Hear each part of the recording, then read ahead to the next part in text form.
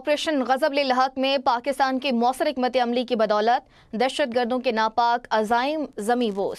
پاکستان میں دہشت گردی کے واقعات میں واضح کمی ہو گئی۔ آپریشن غضب لحق کی بدولت فروری 2026 کے مقابلے میں مارچ 2026 میں دہشت گردی کے واقعات میں 59% کمی واقع ہوئی ہے۔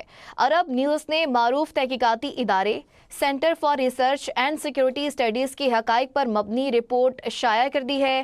رپورٹ کے مطابق گزشتہ سہ ماہی کے مقابلے میں خیبر پختونخوا میں 57%، جبکہ دیگر شہروں میں بھی دہشت گردی میں کمی واقع آئی ہے۔ گزشتہ سال کے مقابلے میں 2026 کی پہلی سہ ماہی میں دہشت گردی کے واقعات اور اموات میں کمی واقع ہوئی ہے۔ سیکیورٹی فورسز کی کارروائیوں میں دہشت گردوں کو زیادہ ہلاکتیں عکاسی کرتی ہیں کہ آپریشنز زیادہ مربوط، مؤثر اور مہلک ثابت ہو رہے ہیں۔ رپورٹ میں مزید کہا گیا ہے کہ فتنہ الخوارج اور فتنہ الہندوستان کی جانب سے بلوچستان، خیبر پختونخوا اور اسلام آباد میں نہتے شہریوں پر حملے کیے گئے ہیں۔